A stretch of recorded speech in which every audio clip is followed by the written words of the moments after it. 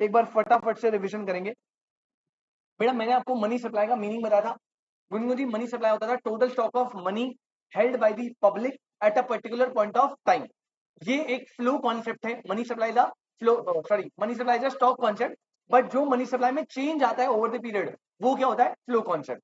तीसरी बात, यहाँ पे हम सिर्फ वो मनी का स्टॉक लेते हैं जो बिलोंग करता है पब्लिक को, और कोई पैसा नहीं लेते मनी सप्लाई में। और चौथा, जो मनी सप्लाई में स्टॉक ऑफ मनी है वो हमेशा लेस होगा than the actual money exist. Actual money economy में ज्यादा एग्जिस्ट करती है, और मनी सप्लाई वाली जो मनी है वो कम होती है, क्योंकि आप मनी सप्लाई में सिर्फ पब्लिक वाला पैसा लेते हो और पैसा नहीं लेते। एक्चुअल में पैसा और होता है जो गवर्नमेंट के पास होता है, जो बैंक्स के पास होता है, बट मनी सप्लाई में हम सिर्फ कौन सा पैसा लेना है? जो किसके पास है? पब्लिक के पास। फिर मैंने पब्लिक का मीनिंग बताया। भाई पब्लिक में क्या नहीं आएगा, बस याद रखना बेटा, गवर्नमेंट और बैंकिंग सिस्टम पे के पास जो पैसा बिलोंग करता है वो पब्लिक का पैसा नहीं होता, ठीक है, और बाकी सब पब्लिक के डेफिनेशन में आता है। फिर मैंने आपको बताया था लास्ट क्लास में कि मनी सप्लाई के दो सोर्स होते हैं, मतलब इकोनॉमी में मनी कहां से आता है उसके दो सोर्स है। सबसे पहला सोर्स है सेंट्रल बैंक। सेंट्रल बैंक जो मनी देता है उसे बोलते हैं हाई पावर्ड मनी, या फियाट मनी, या लीगल टेंडर मनी, या फिर currency issued by the central government. सबका एक ही मतलब है। और जो कमर्शियल बैंक मनी क्रिएट करता है वो होता है बेटा क्रेडिट मनी, या लोन मनी, या money created by commercial bank. अब पेपर में जो क्वेश्चन गारंटेड आएगा वो है ये, which is components of money supply. अभी हमने 12th में भी पढ़ा था बेटा, मनी सप्लाई के चार कंपोनेंट थे। गुनगुन याद है आपको? Rishabh, M1, M2, M3, M4 चार कंपोनेंट थे बेटा। सबसे पहले M1 का फॉर्मूला याद रखना। M1 निकालने के लिए आपको लेना है करेंसी विद पब्लिक। सेकंड लेना था net demand deposit with commercial bank. उसमें ऐड करना था other deposit with central bank. ये तीनों को ऐड करेंगे M1 आ जाएगा, ठीक है जगदीश? याद है बेटा? पहले वाले में करेंसी विद पब्लिक में नोट्स एंड कॉइन्स है। सेकंड वाले में याद रखना बेटा सिर्फ डिमांड डिपॉजिट लेने हैं। मैंने बताया था डिमांड और टाइम डिपॉजिट में डिफरेंस, और वो भी नेट वाले। मतलब अगर ग्रॉस वाले हैं तो ग्रॉस में से क्या माइनस करना था? Inter bank deposit. पूरा लॉजिकली समझाया था, नोट भी दिया था इसका पूरा, ठीक है? तो इसको याद रखना। M1 निकल गया। अब M1 से आप M2 निकालोगे। M2 का फॉर्मूला होता है M1 plus saving deposit post office, और M1 से ही M3 निकलता है M1 plus time deposit commercial bank, और M3 से M4, ठीक है? तो फॉर्मूला याद रखना, M1 का फॉर्मूला M1 से M2 निकलेगा, M1 से M3 निकलेगा, और M3 से M4 निकलेगा। ये फॉर्मूला बेस्ड क्वेश्चन बेटा गारंटेड आएगा। 5 इलस्ट्रेशन बुक में दे रखे हैं, चैप्टर खत्म होते ही पांचों कर लीजिएगा। ये फॉर्मूले याद है तो अपने आप हो जाएंगे, बस ये चार्ट आपको याद रखना है, ये वाला। अच्छा, अब आज का जो गेम है वो समझो बेटा। अब यहां से मैं थोड़ा आराम से जाऊंगा, ध्यान समझना, क्योंकि प्रश्न ना ये अभी हमारा कॉन्टिन्यू टॉपिक होगा। अब बेटा हेडिंग है डिटर्मिनेंट्स ऑफ मनी सप्लाई। मतलब मनी सप्लाई मतलब होता है पब्लिक के पास जो पैसा है। अब जो पब्लिक के पास पैसा है उसको अफेक्ट करने वाले तीन फैक्टर्स है। कितने फैक्टर्स है? तीन। मतलब पब्लिक के पास पैसा ज्यादा होगा या कम होगा, ये डिपेंड करता है तीन फैक्टर्स पे। तो हमने हेडिंग डाली डिटर्मिनेंट्स ऑफ मनी सप्लाई। अब सबसे पहला फैक्टर क्या है? सबसे पहला फैक्टर है सेंट्रल बैंक का बिहेवियर। सबसे पहला फैक्टर क्या है? सेंट्रल। मतलब बेटा सेंट्रल बैंक पूरा का पूरा कंट्रोल रखता है मनी सप्लाई पे। अगर वो करेंसी ज्यादा इशू करेगा, अगर वो नोट ज्यादा छापेगा, तो इकोनॉमी में मनी सप्लाई क्या होगी? ज्यादा। अगर वो करेंसी या नोट कम छापेगा तो इकोनॉमी में मनी सप्लाई क्या होगी? कम। तो सेंट्रल बैंक वो पहला फैक्टर है जो इकोनॉमी की मनी सप्लाई को अफेक्ट करता है। लेकिन याद रखना, गुनगुन याद है सेंट्रल बैंक कैसे करता था? एक्सोजीनियसली। एक्सोजीनियसली मतलब होता है बेटा आउटसाइड। गोपाल वो ना अंदर इन्वॉल्व नहीं होता, वो बाहर से नोट छाप के मनी इंजेक्ट कर देगा।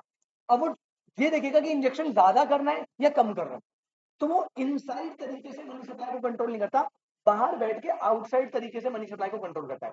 तो पहला, मनी सप्लाई को कंट्रोल करता है कौन? प्रश्न, सेंट्रल बैंक। मनी सप्लाई ज्यादा छाप सकता है, कम छाप सकता है, लेकिन याद रखना कैसे करता है? एक्सोजीनियसली, सिस्टम के बाहर रह के। बेटा सेकंड होती है पब्लिक। अब देखो आप लोग भी मनी सप्लाई को कंट्रोल करते हो, कैसे गुनगुन? बेटा अगर मान लो आप बैंक में ज्यादा पैसा डिपॉजिट रख रहे हो तो बैंक ज्यादा लोन दे पाएगा, जिससे मनी सर्कुलेशन क्या होगा? ज्यादा। तो मनी सप्लाई ज्यादा क्रिएट होगी। अगर आप अपने पास कैश होल्ड कर रहे हो, बैंक में पैसा नहीं रख रहे, तो उस केस में क्या होगा? बैंक के पास पैसा कम, तो वो लोन क्या दे पाएगा? कम। क्रेडिट मनी क्या होगा? कम। तो मनी सप्लाई भी कम क्रिएट होगा। तो पब्लिक का बिहेवियर भी है, तो सेंट्रल बैंक भी मनी सप्लाई को कंट्रोल करता है, पब्लिक भी मनी सप्लाई कंट्रोल करती है, और वो भी एंडोजीनियस इनसाइड। और सबसे इंपॉर्टेंट जो आज हमें पढ़ना है वो है कंबाइंड बिहेवियर। ये कॉन्सेप्ट कहता है प्रश्न ना कि मनी सप्लाई को कंट्रोल करने वाले तीन फैक्टर्स है। कितने फैक्टर? तीन। पहला सेंट्रल बैंक, दूसरा कमर्शियल बैंक, तीसरा पब्लिक। अब ये तीनों का अपना अपना रोल है और ये तीनों मनी सप्लाई को कंट्रोल करते हैं। अब हम ये देखना कैसे करते हैं। ठीक है, तो पहले मैं सेंट्रल बैंक का बिहेवियर दिखाऊंगा, फिर मैं कमर्शियल बैंक, पब्लिक का, तीनों का दिखाऊंगा कि मनी सप्लाई कैसे कंट्रोल होता है। तो आप एक काम करिएगा, आप हेडिंग डालना मनी मल्टीप्लायर।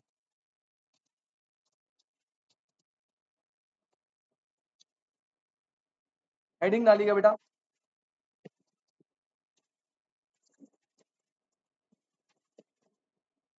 Money multiplier.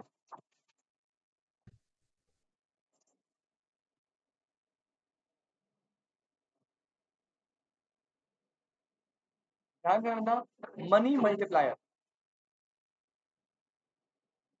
ठीक है, अब पहले मैं मनी मल्टीप्लायर का मतलब समझा रहा हूं, ध्यान से समझो बेटा। मनी मल्टीप्लायर जो है ना, वो क्या होता है? लेट्स अज्यूम सबसे पहले सेंट्रल बैंक ने 100 रुपए की करेंसी इंट्रोड्यूस करी है। चिराग भाई क्या कर रहे हो?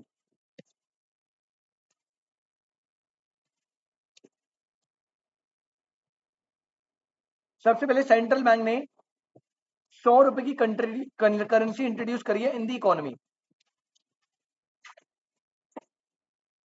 अब जो बच्चा लास्ट क्लास था उसे याद होगा, जो सेंट्रल बैंक इशू करती है, गुनगुन याद है आपको, इसे बोलते हैं हाई पावर्ड मनी या फियाट मनी।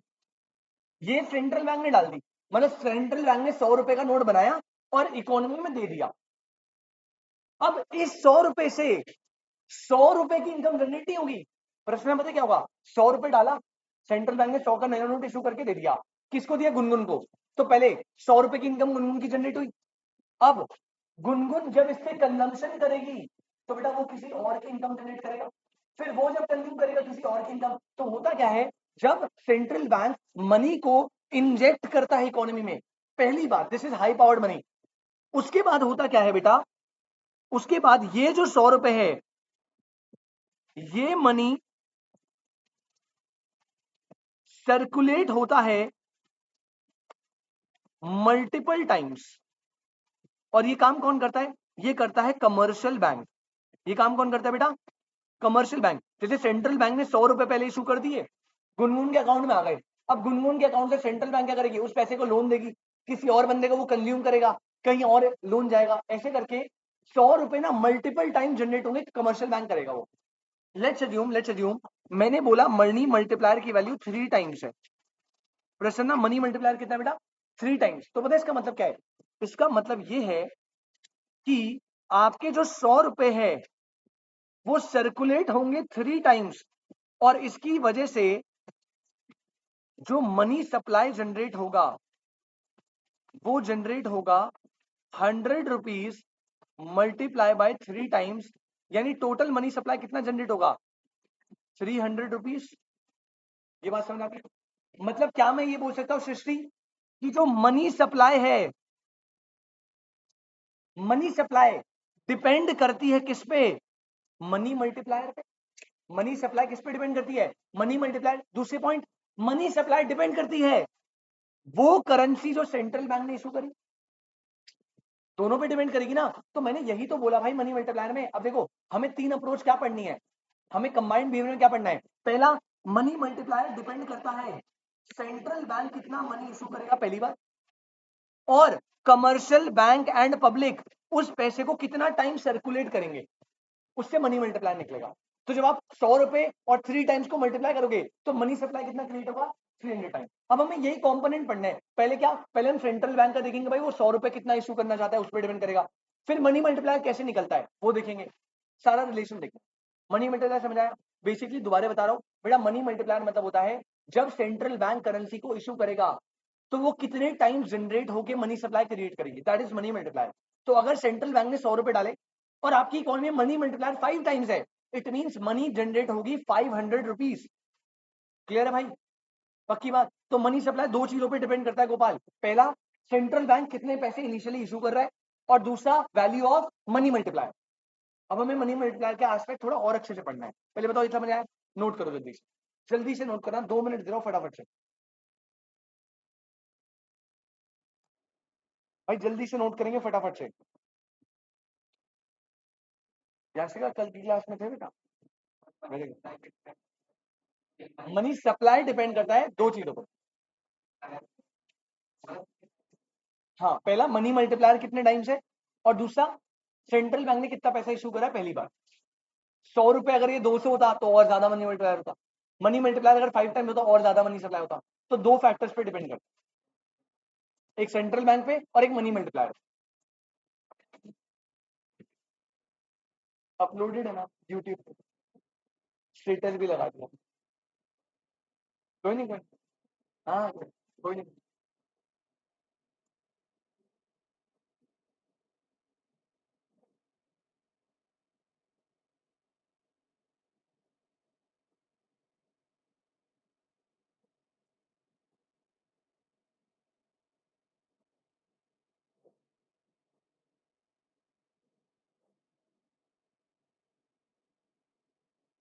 नोटिंग हो गई?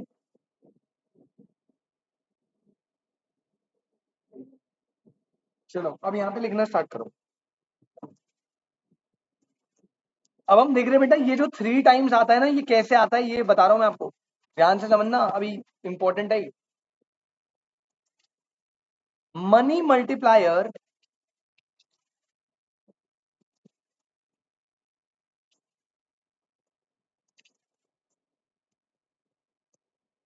Money multiplier approach considers 3 factors as determinants of money supply। बेटा मनी मल्टीप्लायर जो है उससे डिपेंड करता है मनी सप्लाई। इकोनॉमी में मनी सप्लाई कितना होगा ये डिपेंड किस पे करता है, मनी मल्टीप्लायर पे। और मनी मल्टीप्लायर डिपेंड करता है 3 फैक्टर्स पे। कितने फैक्टर्स पे? 3 फैक्टर्स पे। सर कौन से 3 फैक्टर है? तो बेटा आप एक काम करिए, आप इसको 3 पार्ट्स में डिवाइड करना है, थोड़ा छोटा छोटा लिखना, स्पेस का ध्यान रखते हुए। कौन से वो 3 फैक्टर्स है जिन पे मनी मल्टीप्लायर डिपेंड करता है? 1 2 3। देखो सबसे पहला फैक्टर, 3 फैक्टर कौन है? सेंट्रल बैंक, कमर्शियल बैंक और पब्लिक, ये 3 फैक्टर है। और यहाँ पे यही चीज है कि ये जो 3 टाइम्स है ये कैसे निकला ये मैं बता रहा हूं आपको। अब देखो, पहला फैक्टर जो होता है बेटा वो होता है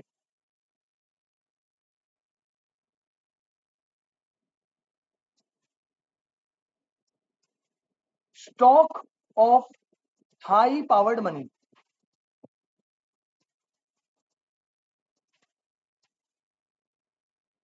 या फिर इसे और करके आप देख सकते हो, लास्ट क्लास ही बताया था कल रात को online, currency issued by central bank. बेटा जो करेंसी सेंट्रल बैंक इशू करता है उसे क्या बोलते हैं? High powered money. Priya ji याद है आपको सोर्स बताए थे दो, सेंट्रल बैंक और कमर्शियल बैंक। सेंट्रल बैंक जो है वो हाई पावर्ड मनी इशू करता था, फियाट मनी, और commercial bank credit money issue करता था। अब यहाँ पे क्या कह रहा है, मनी मल्टीप्लायर की वैल्यू जो सबसे पहली चीज पर डिपेंड करती है वो है भैया stock of high powered money या currency issue by central bank.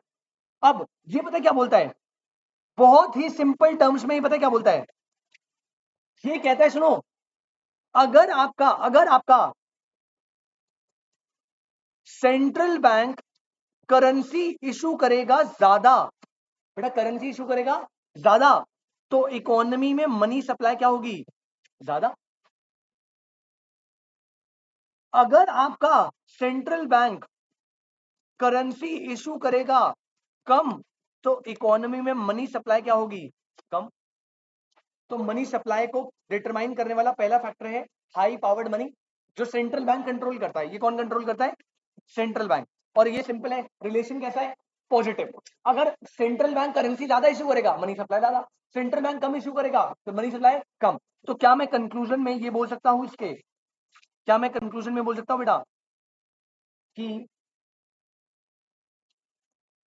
Total supply of money will vary directly with the supply of high powered money। Yashika ji क्या मैं ये बोल सकता हूं कि हाई पावर्ड मनी की सप्लाई और मनी सप्लाई में डायरेक्ट रिलेशन है? भैया जी बिल्कुल करेक्ट है ना। अगर मनी सप्लाई ज्यादा कर रही है मतलब सेंट्रल बैंक को हाई पावर्ड मनी का इशू करनी पड़ेगी ज्यादा, मनी सप्लाई कम के केस में हाई पावर्ड मनी इशू क्या हो रहा है, कम।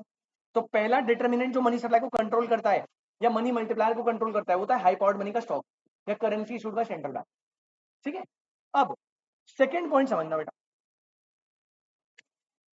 तीन फैक्टर थे, एक सेंट्रल बैंक कंट्रोल करता है, एक कौन है कमर्शियल बैंक, तीसरा कौन है पब्लिक। अब सेकेंड आ रहा है कमर्शियल बैंक। तो ये होता है बेटा क्या, ratio of reserve to deposit.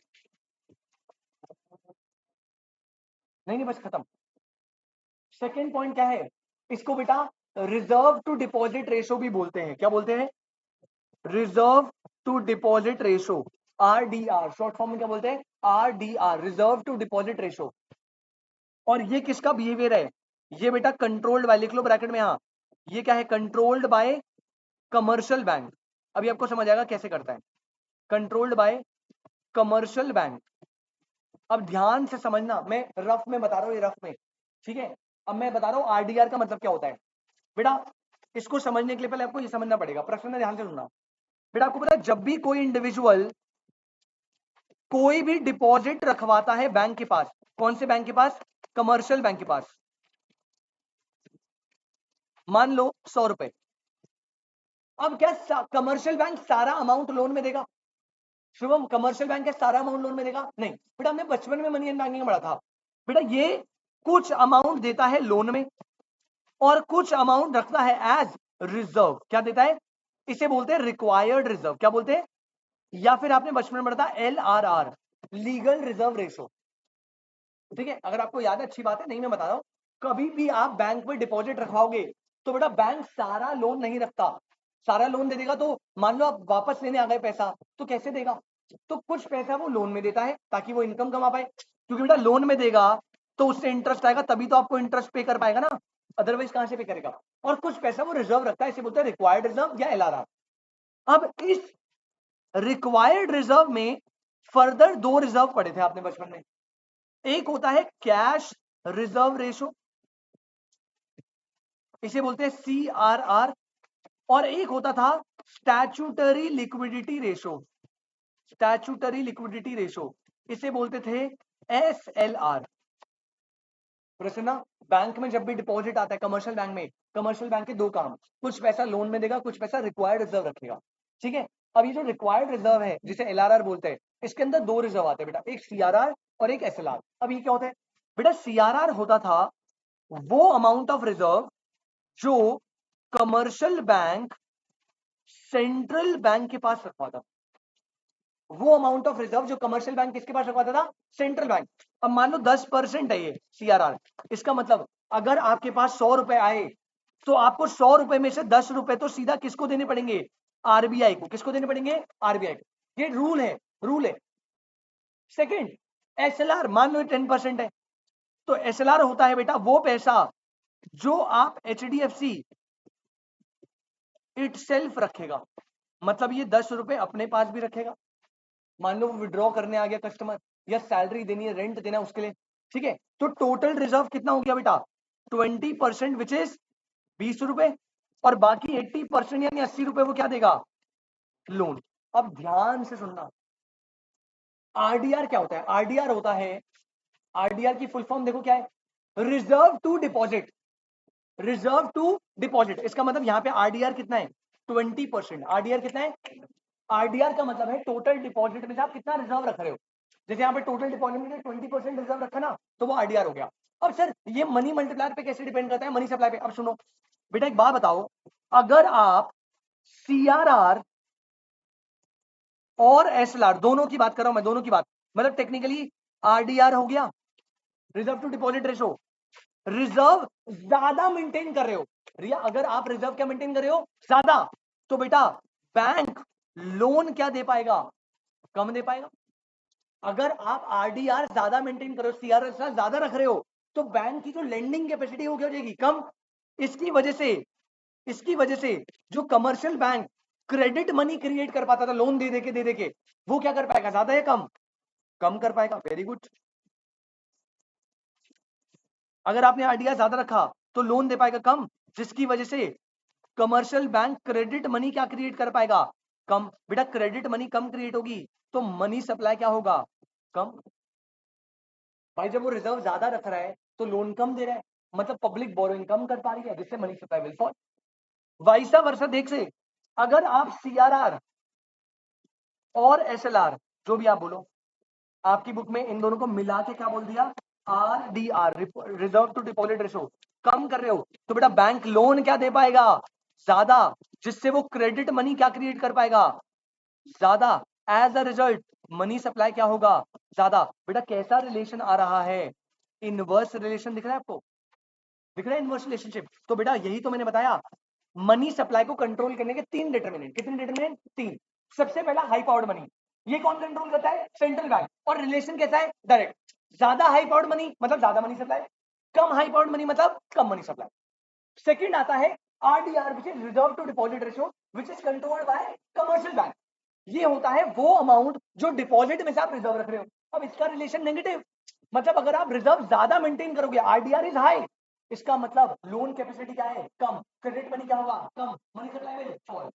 Inverse relationship है। कैसा रिलेशनशिप है? Inverse relationship. समझ आया बेटा?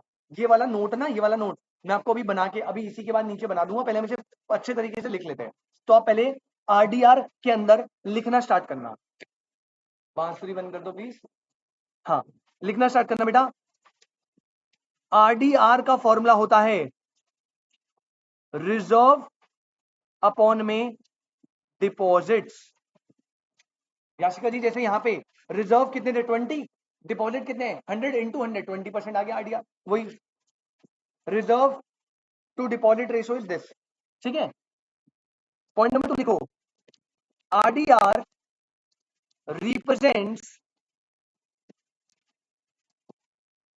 The behaviour of. बेटा RDR किसको कौन कंट्रोल करता है? सेंट्रल बैंक या कमर्शियल बैंक? तो RDR represent the behaviour of commercial bank, comma, in determining money supply through credit creation।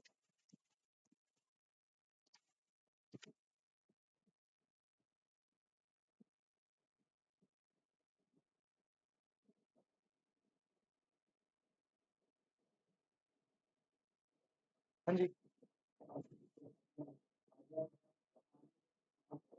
बेटा, RBI ना इनडायरेक्टली हिट करेगा।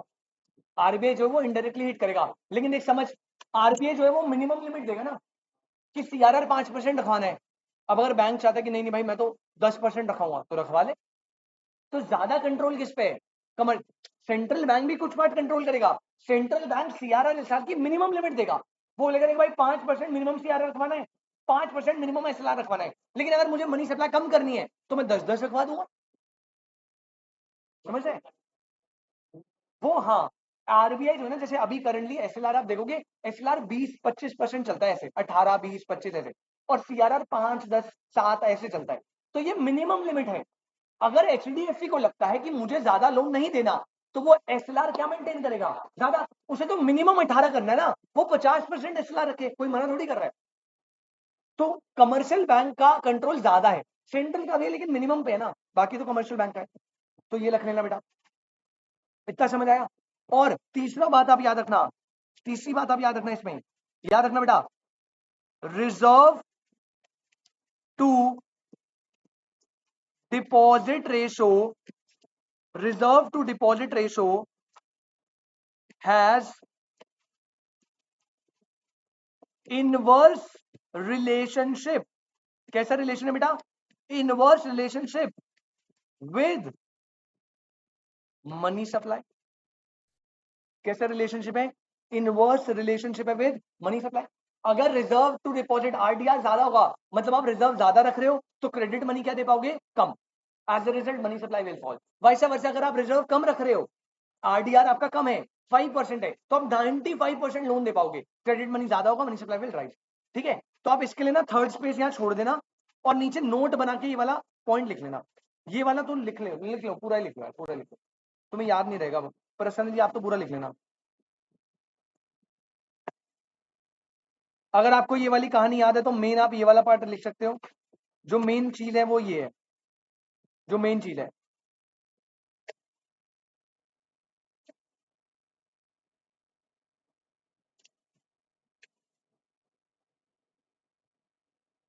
ठीक है, लेकिन पर्सनली आप ये वाला भी लिख लेना क्योंकि आपको पता नहीं है ना। नोट कर लो बेटा जल्दी से प्लीज।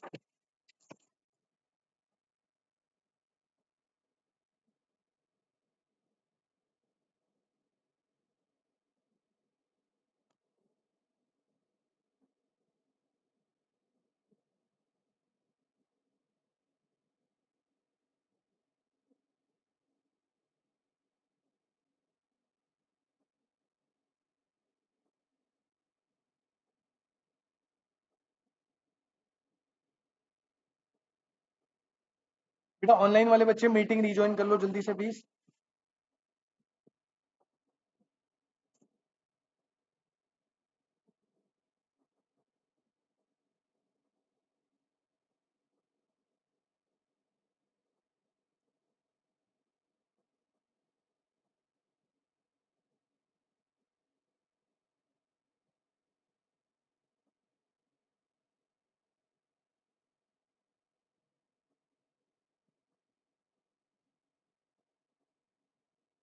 या नोट कर लिया बेटा? Very good. तो मनी सप्लाई को कंट्रोल करने वाले 3 फैक्टर्स बता दिए मैंने। पहला, high powered money, direct relationship central bank करता है। RDR, inverse relationship commercial bank करता है। ठीक है, रिजर्व बैंक। और थर्ड अभी हम एक और पढ़ रहे हैं, खत्म हो गया। सेंट्रल बैंक का हो गया, कमर्शियल बैंक का हो गया। अब थर्ड पर्सन कौन था? जो पब्लिक, पब्लिक का बिहेवियर होता है ना। तो पब्लिक देखेंगे कि पब्लिक कैसे मनी सप्लाई को कंट्रोल कर सकती है, मनी मल्टीप्लायर को कंट्रोल कर सकती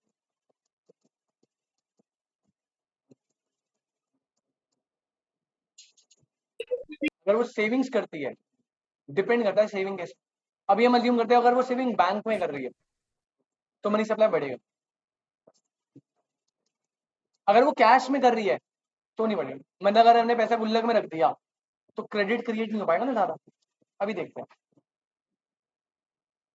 ठीक है, मेन क्रक्स आपको याद रखना है। अगर आरडीआर ज्यादा होगा तो क्रेडिट मनी कम होगी, मनी सप्लाई कम होगा। आरडीआर कम होगा तो क्रेडिट मनी ज्यादा होगी, मनी सप्लाई ज्यादा। Negative ratio. हो गया जी। अब थर्ड वाले पे आ रहा हूं मैं। कर रहे हो क्या अभी?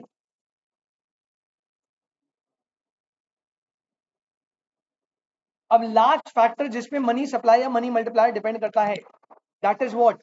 बेटा थर्ड लिखना आप, थर्ड लिखना आप, थर्ड लिखना, ratio of currency to deposit. Ratio of currency to deposit.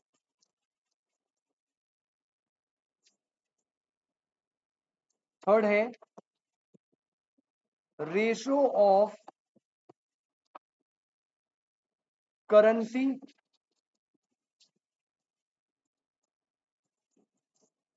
To deposit. इसे बोलते हैं सीडीआर।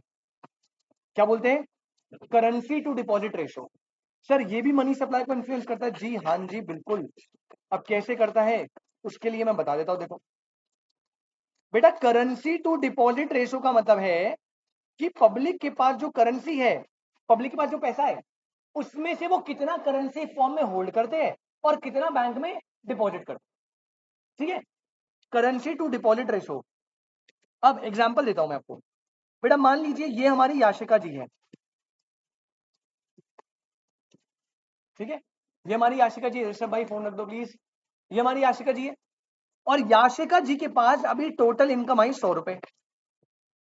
अब याशिका जी आप क्या करोगे, आपने क्या करा, मान लीजिए इनका CDR currency to deposit ratio है 30%। कितना परसेंट बेटा, इसका मतलब क्या है, इसका मतलब ये 30% यानी 30 रुपए इन दी फॉर्म ऑफ करेंसी रखेगी कैश, और बाकी रिमेनिंग कहां डाल देगी, 70 रुपीज क्या कर देगी, डिपॉजिट कर देगी। और बेटा यही डिपॉजिट से क्या होगा, क्रेडिट मनी क्रिएट होगा।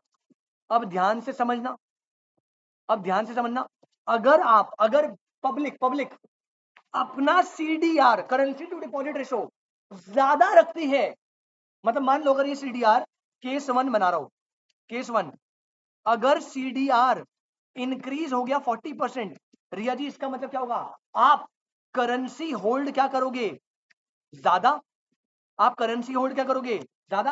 एज अ रिजल्ट आप बैंक में डिपॉजिट क्या करोगे, कम। एज अ रिजल्ट बैंक में पैसा कम गया तो बैंक क्रेडिट मनी क्या क्रिएट कर पाएगा, कम। तो बेटा money supply will fall. Again कैसा रिलेशनशिप है, इनवर्स। तो आप ये याद रखो ना यार, हाई पावर्ड का पॉजिटिव रिलेशनशिप और आरडीआर और सीडीआर का नेगेटिव रिलेशनशिप। अगेन गुनगुन समझ आए वाली बात, पक्का।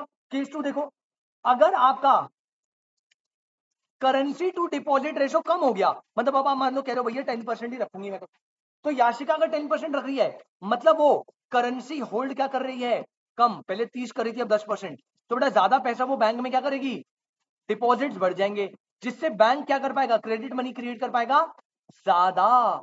As a result money supply will increase. कोई दिक्कत इसमें, बस। तो बेटा 3 फैक्टर बताए, हाई पावर्ड मनी, आरडीआर ये कमर्शियल बैंक करता है, सीडीआर ये पब्लिक करती है। तो इसके थोड़ा सा फॉर्मल वे में लिख लेते हैं, अब ये नोट आप लिख लेना फॉर्मल वे में। सबसे पहली बात ये क्या है बेटा, ये है सीडीआर डिपेंड करता है किस पे, बिहेवियर ऑफ द पब्लिक पे। किस पे डिपेंड करता है बेटा, बिहेवियर ऑफ द पब्लिक के बिहेवियर पे डिपेंड करता है, ठीक है। इसका फॉर्मूला, सीडीआर का फॉर्मूला होता है करेंसी अपॉन में डिपॉजिट और इनटू 100, तो वो हो गई। वहां था रिजर्व अपॉन में डिपॉजिट, कि आप कितना रिजर्व रख रहे हो commercial bank out of deposit, और यहाँ पे क्या है, पब्लिक कितना करेंसी होल्ड करिए आउट ऑफ डिपॉजिट, ठीक है। Point number 2, CDR represents the behavior, CDR represents the behavior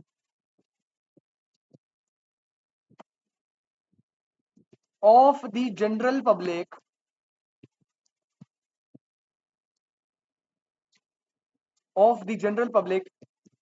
in determining money supply.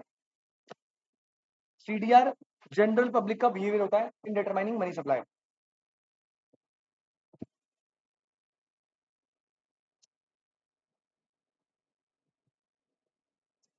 और ये क्या है, CDR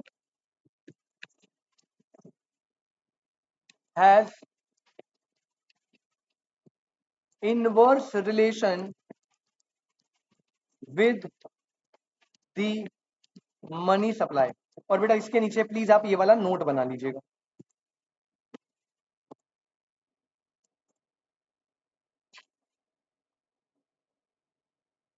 इसके नीचे आप ये वाला नोट बना लीजिएगा बेटा।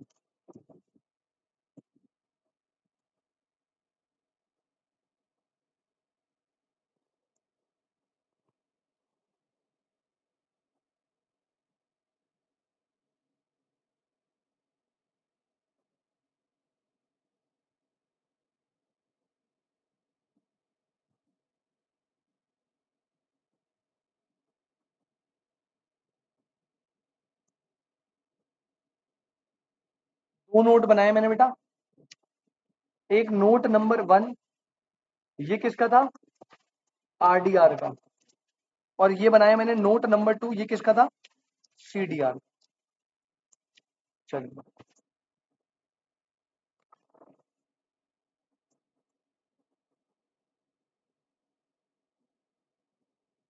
सीडीआर ज्यादा मतलब करेंसी विद पब्लिक ज्यादा, डिपॉजिट कम, क्रेडिट मनी कम, मनी सप्लाई कम। सीडीआर कम मतलब करेंसी होल्ड करिए पब्लिक कम, डिपॉजिट ज्यादा करेगी क्रेडिट मनी ज्यादा, मनी सप्लाई ज्यादा। बस दैट्स इट।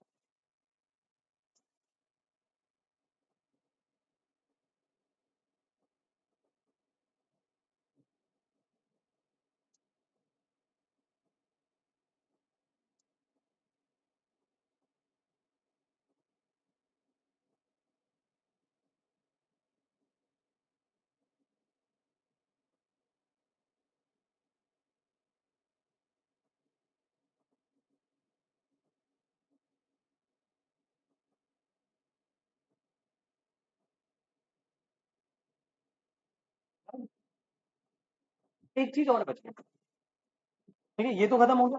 अब बस चैप्टर क्लोजिंग करने से पहले मैं एक टॉपिक और, छोटा अगर टॉपिक है वो बता दूं, फिर आपका टॉपिक खत्म हो।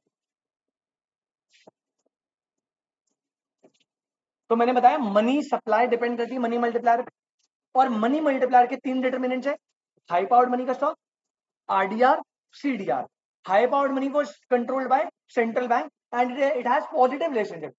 Supply of high powered money ज्यादा, मनी सप्लाई ज्यादा, supply of high powered money कम, मनी सप्लाई कम। Second component of money multiplier is RDR, which is reserve to deposit ratio controlled by commercial bank. It is the amount जो deposit में से reserve की form में रखी जा रही है। तो रिजर्व अगर आप ज्यादा रखोगे तो मनी सप्लाई कम होगा, और रिजर्व कम रखोगे तो मनी सप्लाई ज्यादा, inverse relationship. Last is currency to deposit ratio CDR, controlled by the public and it also have negative relationship. तो कंक्लूजन में मैं ये बता देता हूं, ये तीनों ऐसे लिख लिए ना आपने। अब प्रश्न ना कंक्लूजन में मैं ऐसे बता दूं बेटा, मैंने आपको अभी तक बस वो टेबल खत्म हो गया, चार्ट वार्ट सब खत्म हो गया, अब अलग से एकदम नीचे सेपरेटली बता रहा हूं। अभी तक मैंने आपको 4 बातें बताई। पहला, supply of high powered money, supply of high powered money, ध्यान से देख लो पहले बेटा, किसके कंट्रोल में होता है? Central bank. और मनी सप्लाई के साथ कैसा रिलेशन होता है?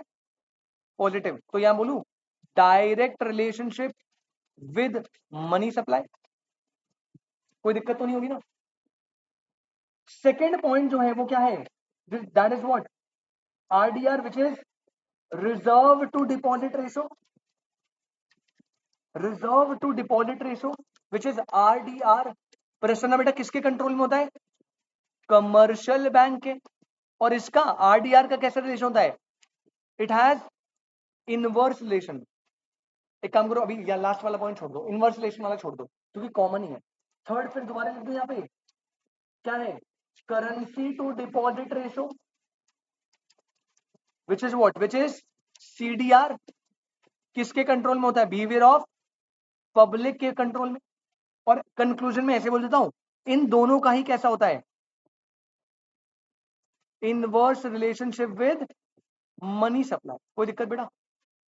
अब एक चीज नहीं बता रहा हूं, ध्यान से सुन लो। ये जो रिजर्व टू डिपॉजिट रेशो ना, आरडीआर, ये क्या होता है? इसमें दो रिजर्व आते हैं, सीआरआर, एसएलआर। अब होता क्या है करण भाई, सीआरआर एसएलआर का मिनिमम लिमिट कौन सेट करके देता है? आरबीआई। तो वो तो मिनिमम थ्रेशोल्ड है कि मिनिमम इतना रखना है, लेकिन क्या जरूरी है हर बैंक उतना ही रखे? वो तो मिनिमम है ना, उससे ज्यादा भी रख सकता है। तो मान लीजिए आपको बोला कि सीआरआर रखना है 5% और एसएलआर रखना है कितना? 15%। बेटा यानी कि जो रिक्वायर्ड रिजर्व है, जो रिक्वायर्ड रिजर्व है वो कितना है? 20%। तो जो रिजर्व टू डिपॉजिट रेशो बनेगा वो क्या बनेगा? 20%, क्योंकि डिपॉजिट में से आपको 20% रिजर्व रखना है, 5% सीआरआर, 15% एसएलआर। लेकिन एक बैंक है आईसीआईसीआई, उसने बोला सर ये तो मिनिमम लिमिट है ना। हमने कहा हाँ जी। तो आईसीआईसीआई बैंक ने कहा एक काम करता हूं, मैं सीआरआर रखूंगा 5%, क्लियर है, एसएलआर रखूंगा 15%। तो मेरा जो required reserve to deposit ratio है वो कितना हो गया? 20%। कोई दिक्कत नहीं है। लेकिन इसके ऊपर ना मैं for safety purpose, for precautionary purpose, मैं एक एक्सेस रिजर्व भी रखूंगा। क्या कुछ बैंक ऐसा कर सकते हैं बेटा? बिल्कुल कर सकते हैं। क्या उससे मनी सप्लाई पे इफेक्ट पड़ेगा? बिल्कुल पड़ेगा। अगर आप सीआरआर स्टार के अलावा भी कोई रिजर्व रख रहे हो तो मनी सप्लाई अगेन क्या हो जाएगी? और कम। तो बेटा जो एक्सेस रिजर्व है, बोला मैं तो जी 2% एक्सेस रिजर्व भी मेंटेन करूंगा। अरे तो कर ले। तो बेटा याद रखना, एक और पॉइंट ऐड कर रहा हूं मैं आपका, which is called the excess reserve ratio. बेटा एक्सेस रिजर्व रेशियो क्या होता है, इसे मैं ईडीआर बोलता हूं। क्या बोलता हूं? Excess reserve to deposit ratio. Excess reserve to deposit ratio मतलब ये वो रिजर्व है जो रिक्वायर्ड रिजर्व के एक्सेस में है। आरडीआर में क्या लेना था? वो रिजर्व जो आरबीआई ने बताया है टू डिपॉजिट, और उससे ऊपर जितना भी रखा वो क्या होगा? ईडीआर। और इसका भी रिलेशन, ये अगेन ये कौन कंट्रोल करेगा? Commercial bank. और इसका सेम रिलेशनशिप रहेगा बेटा, भाई है तो रिजर्व ही ना, रिजर्व ज्यादा रखोगे तो मनी सप्लाई क्या होगा? कम। तो इसका भी इनवर्स रिलेशन होता है मनी सप्लाई के साथ। क्या ये बात आपको समझ आती है? कोई दिक्कत परेशानी तो बता दो भाई। कोई दिक्कत परेशानी तो प्लीज बताएंगे। अब मैं सब कुछ समराइज करने के बाद, ये पूरी थ्योरी हो गई, सबके रिलेशन याद रखना, सबके फॉर्मूले याद रखना, कैसे कैसे क्या है। अब मैं मेन न्यूमेरिकल बताता हूं आपको, जो न्यूमेरिकल डायरेक्टली पेपर में आ सकता है। आपको न्यूमेरिकल आएगा मनी सप्लाई निकालने के लिए। एक तो वैसे आ सकता है, कैसे वाला? M1 M2 M3 M4, या फिर एक न्यूमेरिकल इसमें फॉर्म में भी आ सकता है। तो देखो बेटा, हेडिंग डालना, जो मेन हमें चीज पढ़नी थी वो है computation of money supply. Computation of money supply. Sir एक बार चार्ट दिखा दो बेटा। कौन सा चार्ट? ये वाला। आपको पेपर में मनी सप्लाई निकालने आ सकता है, M1 M2 M3 M4, तो वो वाले फॉर्मूले ऊपर है। और एक छोटा सा फॉर्मूला है, इससे भी मनी सप्लाई निकलता है, लेकिन थोड़े अलग टाइप से। जैसे मैंने यहां निकाला था, याद है आपको? मनी सप्लाई का फॉर्मूला क्या कर रहा था? 100 इंटू 3 टाइम्स। ये 100 क्या है? ये 100 है वो जो आपने आरबीआई ने इशू करा है, और मल्टीप्लाई में क्या करा था? Money multiplier. तो बेटा फॉर्मूला पता है क्या होता है? कंप्यूटेशन ऑफ मनी सप्लाई का फॉर्मूला लिखना मेरे साथ, बहुत ही इजी, बहुत ही इजी। फॉर्मूला होता है बेटा, money supply is equal to, बस थोड़ा नाम चेंज करा है, money multiplier, money multiplier into monetary base. Money multiplier into monetary base. बेटा मनी सप्लाई को डिनोट करते हैं एम से, कैपिटल एम से। मनी मल्टीप्लायर होता है स्मॉल एम, ठीक है ना? और मॉनेटरी बेस को डिनोट करते हैं कैपिटल एम बी से। तो फॉर्मूला क्या है? M is equal to M into M B. ठीक है। अब पॉइंट आता है सर, मनी मल्टीप्लायर कितना होगा? अगला पॉइंट आपका क्या है कि सर मनी मल्टीप्लायर की वैल्यू बताओ। पहले मैं ये बता दूं मॉनेटरी बेस क्या है। बेटा ये जो मॉनेटरी बेस है ना, ये नाम दे रखा है, ये क्या है? ये है करेंसी इन सर्कुलेशन। ये क्या है? Currency in circulation. कौन इशू करता है इसे? वो 100 रुपए आरबीआई ने इशू करे थे। तो this is currency in circulation. बस आपको नाम बदल के दे दिया मॉनेटरी बेस, दैट्स इट, उसके अलावा और कुछ नहीं है। मेन पंगा है मनी मल्टीप्लायर कैसे निकलेगा। और मैंने बताया मनी मल्टीप्लायर डिपेंड करता है 3 डिटरमिनेंट पे। क्या क्या? हाई पावर्ड, आरडीआर, सीडीआर, और एक और था ईडीआर, एक्सेस वाला। तो मनी मल्टीप्लायर का फॉर्मूला सुन लो बेटा।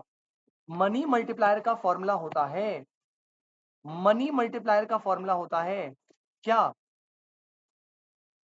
1 plus CDR divided by RDR plus CDR plus EDR.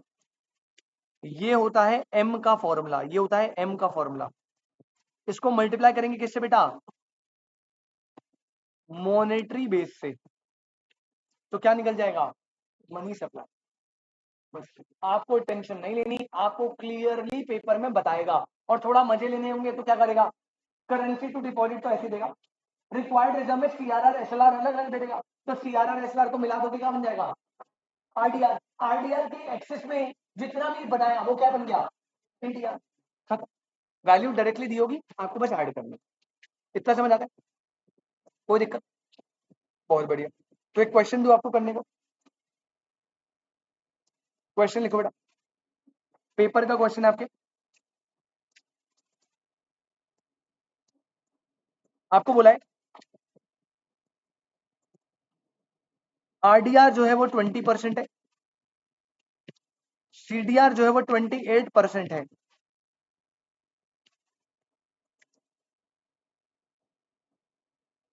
EDR कुछ बुक्स में ना ईडीआर को ईआरआर भी बोलते हैं, एक्सेस रिजर्व रेशो। ठीक है, एक काम करो आप एक्सेस रिजर्व रेशो ही कर लो यार, सॉरी, इसे एक्सेस रिजर्व ईडीआर भी बोलते हैं, बट ईआरआर ज्यादा सूटेबल है। दोनों जगह करेक्ट कर रहा हूं।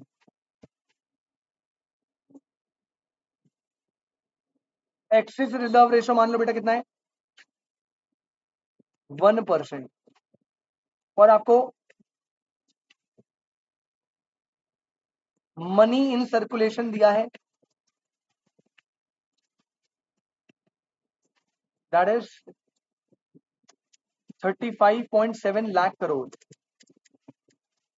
ठीक है, आपको बोला calculate money multiplier, calculate money multiplier and money supply. जल्दी से पहले तो मनी मल्टीप्लायर का फॉर्मूला लगा दो, छोटा एम निकालो, उसके बाद उसे मॉनेटरी बेस से मल्टीप्लाई कर दो, मनी सप्लाई निकाल दो। मतलब कैलकुलेटर में ही कर सकते हो आप, ये इतना इजी।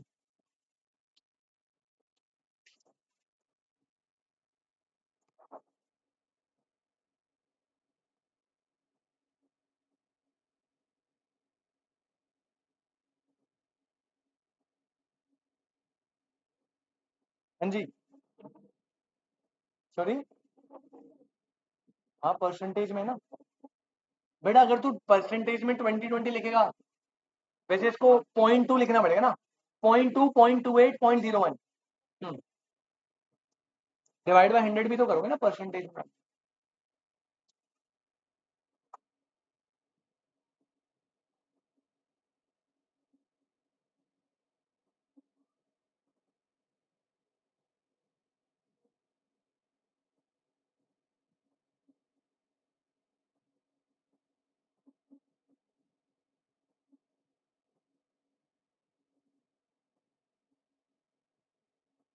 निकला क्या?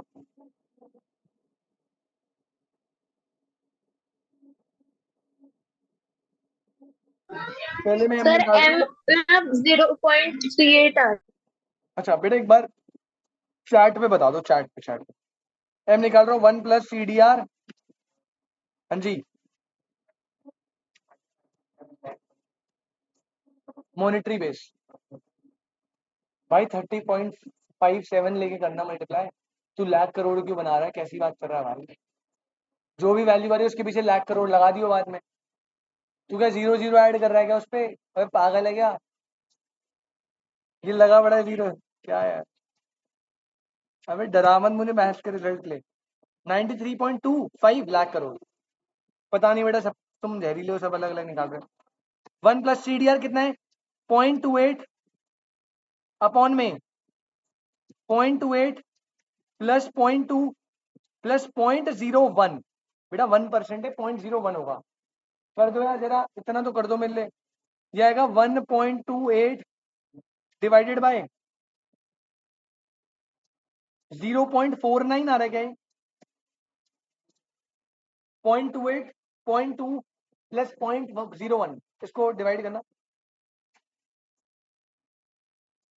यही आ रहा है क्या? नीचे का एडिशन सही करा है मैंने, देख लेना। और इसको डिवाइड करो, 1.28 डिवाइड बाय 0.49 कितना आ रहा है? नुपुर ने बोला सर 0.38, 2.38 गलत लग रहा था मुझे, 2.61 टाइम्स।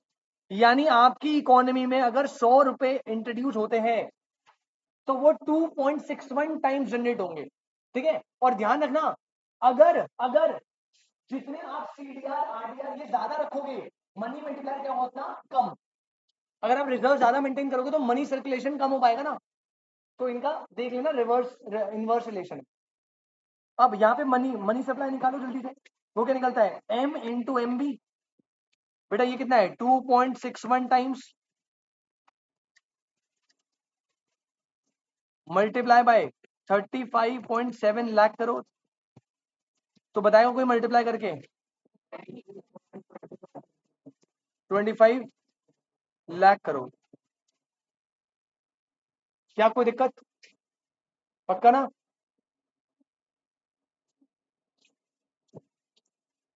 अब एक काम करो ना, एग्जाम्पल नंबर 2 मिलने बस मनी मल्टीप्लाई निकाल के दिखाना। और इनको सबको 10 बढ़ा दो थोड़ा सा, मतलब आरडीआर अब 30% है,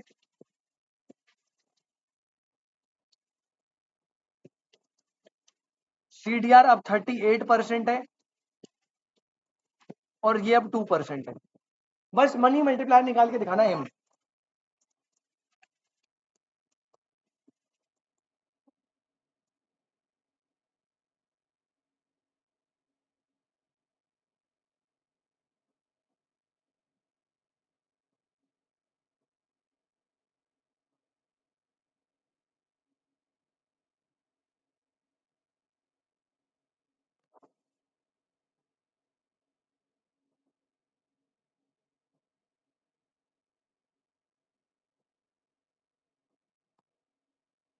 निकला क्या?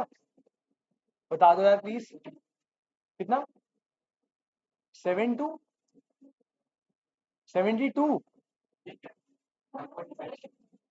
1 पॉइंट, भाई बढ़ तो सकता ही नहीं है भाई, मैंने रिजर्व्स बढ़ाए हैं, तो मनी मल्टीप्लायर की वैल्यू फॉल होगी ना। जब आप रिजर्व ज्यादा रखोगे तो मनी तो कम क्रिएट हो पाएगा, कम आएगा इससे 1.97, हाँ ये ठीक होगा।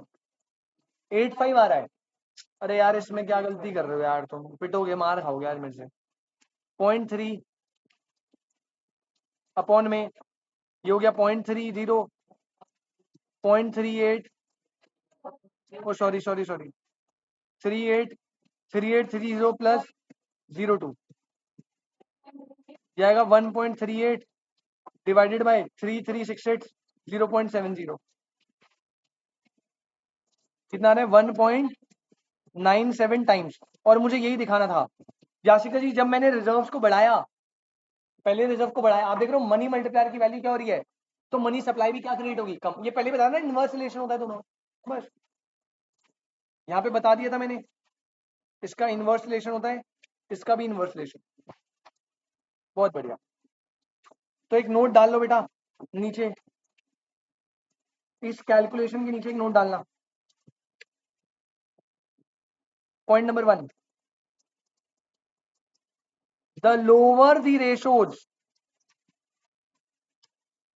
1.97979797, बहुत बढ़िया, very good Jyoti. The lower the ratios किसकी बात कर रहा है, RDR and CDR, higher the M and hence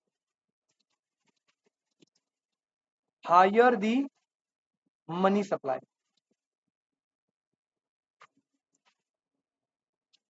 जितने लोअर रेशोज होंगे आरडीआर सीडीआर, मनी मल्टीप्लायर उतना ज्यादा होगा, एज अ रिजल्ट वो भी क्या होगा, ज्यादा। तो बेटा पेपर में क्वेश्चन आ सकता है, आपको एम निकालने बोल सकता है, कैपिटल एम निकालने बोल सकता है, तो देख लेना, अगर स्मॉल एम निकालने बोला है तो ये फॉर्मूला है, और कैपिटल एम निकालने बोला है तो स्मॉल एम में मल्टीप्लाई कर देना, मॉनिटरी बेस है, करेंसी इन सर्कुलेशन। दूसरी बात, इसी को उल्टा कर लो, the higher the ratios RDR and CDR, comma lower the M, money multiplier कम होगा, and hence lower the money supply.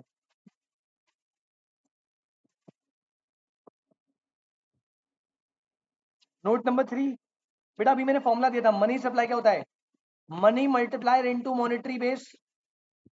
तो क्या मैं ऐसे बोल सकता हूं, money multiplier will be money supply divided by monetary base, क्या ऐसे बोल सकता हूं मैं? तो ये भी आप याद रखिएगा। तो मनी मल्टीप्लायर निकालने के तरीके बदल गए, या तो ऐसे भी दे सकता है, या दे रहे कि मनी सप्लाई दे रखी है, मॉनेटरी बेस दे रखा है, ऐसे निकालो। समझे क्या? गुनगुन क्लियर है बेटा एकदम 100%? बहुत बढ़िया सर, क्या मामला खत्म बेटा, देखो 99.99 तो खत्म हो गया। डिटर्मिनेशन करा हमने, मनी मल्टीप्लायर का पूरा कॉन्सेप्ट बताया आपको, नोट्स वोट्स लिखवा दिए, कंप्यूटेशन भी डन, एग्जाम्पल भी डन, नोट भी डन। ठीक है, हाँ यहाँ तक क्लियर है? ऋषभ करण भाई कोई दिक्कत प्लीज? ठीक है, अब एक छोटा सा एक लास्ट शेडिंग पक्का, मम्मी कसम ये लास्ट पक्का। नहीं नहीं, ये लास्ट हेडिंग डालना बेटा, money multiplier versus credit multiplier. अब 12th क्लास में जब आपने मनी बैंकिंग पढ़ा था ना, तो पता है हम ना क्या पढ़ाते हैं, मनी मल्टीप्लायर बोले या क्रेडिट मल्टीप्लायर बोले एक ही बात होती है, लेकिन एक बात नहीं होती, थोड़ा डिफरेंस होता है बेटा। अब आपको डिफरेंस समझना है, वो क्या है।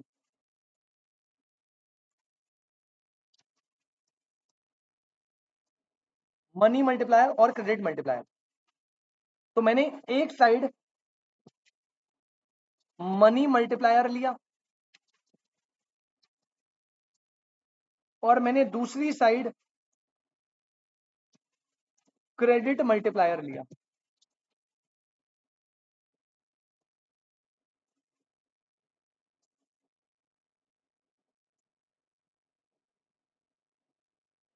Money multiplier versus credit multiplier. ध्यान से सुनना बेटा, मनी मल्टीप्लायर आपको ये दिखाता है कि इकोनॉमी में मनी सप्लाई कितना जनरेट हो रहा है।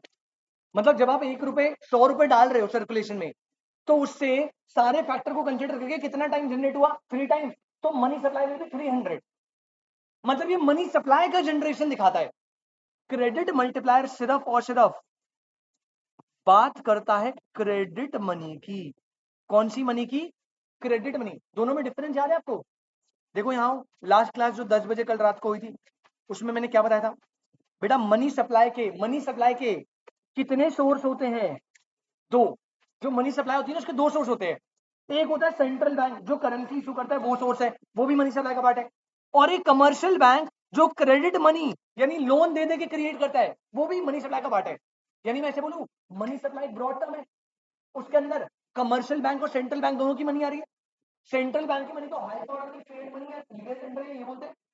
और जो कमर्शियल बैंक की मनी, उसे क्या बोलते हैं? Credit money. अरे भैया मेरे, जो मनी मल्टीप्लायर है ना, वो दिखाता है कि इकोनॉमी में मनी सप्लाई कितना फ्लो हो रहा है। और जो क्रेडिट मल्टीप्लायर है, it only talks about the credit money. यानी क्रेडिट मल्टीप्लायर आरबीआई के द्वारा करेंसी इशू जो होती है उसे कंसिडर नहीं करता। Money multiplier is a wider term और credit multiplier is a narrow term. क्योंकि मनी सप्लाई का तो पार्ट होता है ना क्रेडिट मनी है, समझ रहे हो? तो यहां पे याद रखना, पहला बात, ये मनी सप्लाई की बात करता है, ये मनी सप्लाई के अंदर सिर्फ क्रेडिट मनी की बात करता है। दूसरी चीज याद रखना, मनी मल्टीप्लायर जो है, ये इसका फॉर्मूला क्या था मनी मल्टीप्लायर का? 1 प्लस सीडीआर अपॉन में सीडीआर प्लस आरडीआर प्लस क्या बोला? ईआरआर। अब एक बात बताओ, यहां पर मैंने पब्लिक के पास जो करेंसी है उसे भी लिखा। ये करेंसी कौन सी होता है? आरबीआई। और कमर्शियल बैंक के दो रिजर्व भी है। लेकिन बेटा क्रेडिट मनी में तो हम सिर्फ कमर्शियल बैंक की बात करते हैं जो क्रेडिट मनी क्रिएट होता है। तो यहाँ पे क्या करेंसी वाला पार्ट आएगा? तभी यहाँ पे पता क्या होगा, देखो यहाँ पे ना 1 प्लस ये 0 हो गया और सीडीआर 0, आरडीआर प्लस, नोट मत करना, भी नोट मत करना, आरडीआर प्लस ईआरआर। तो हम ना नेट में इसका फॉर्मूला बताइए बनाते हैं।